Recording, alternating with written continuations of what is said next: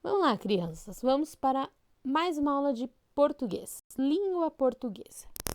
Hoje nós vamos falar de a fábula. Fábula é um tipo de texto, um gênero de texto, tá? A fábula, ela é uma narrativa curta, um texto pequeno. Narrativa porque é um texto que vai contar uma história, narrar uma história. A fábula, ela traz uma reflexão sobre os valores humanos. Então, sempre tem uma historinha com uma moral. Sempre traz, no final, uma moral da história. E, normalmente, quase que sempre, os personagens são animais, ok? Então, a fábula é aquele tipo de texto que a gente tem que pensar para ver o que a gente vai aprender dele. Vamos ver agora, então, o que é uma fábula e quem é o Esopo. Por que a gente está falando do Esopo? Porque o nosso livro chama Fábulas de Esopo, né? A fábula é uma das mais antigas maneiras de se contar uma história. O autor grego Esopo usava muitos bichos como personagens das suas fábulas. Através das histórias, ele criticava os valores da sociedade de sua época para mostrar o que é certo e errado. Então, nós vamos ver a época em que Esopo viveu. Olha aí a fotinha do Esopo. Não é uma foto muito bonita, porque o Esopo é da época muito antiga, então era um retrato desenhado dele. Então, a gente não tem muita noção, né, de como ele era. O Esopo, ele é considerado o pai das fábulas. Por quê? Porque foi ele que inventou esse tipo de texto com os animais como personagens. Ele era um sábio da Grécia.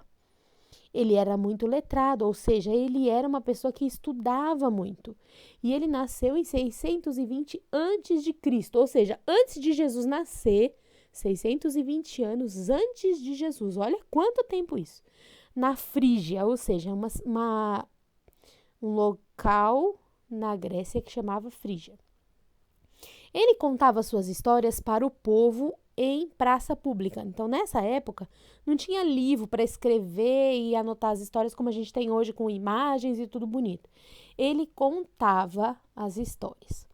Ele se tornou um escravo. Por quê? Porque nessa época, o povo que guerreava, um ganhava e um perdia. O que perdia se tornava escravo daquele que ganhou. Então, ele perdeu, o povo dele perdeu a guerra e ele se tornou escravo. Mas ele não era um escravo qualquer que ficava limpando, lavando, cozinhando igual a Cinderela, não. Ele se tornou um escravo que fazia coisas de pessoas inteligentes, porque ele era uma pessoa estudada. E ele aproveitava para contar essas histórias. As histórias dele, que eram curtas, lembra que a gente viu que a fábula é uma história curta? As histórias dele foram recolhidas na Pérsia e na Frígia, que era o lugar onde ele nasceu, né? Como que assim foram recolhidas? O que significa isso, tia Lídia? Muito fácil. As pessoas ouviam as histórias dele e muito tempo depois começaram a escrever as histórias, quando já tinha mais papel, mais couro, para poder escrever. Então, de tanto ouvir as mesmas histórias, começaram a registrar essas histórias e elas sempre tinham um ensinamento no final. Lembra que a gente falou da moral da história? Então, sempre tinha um ensinamento no final.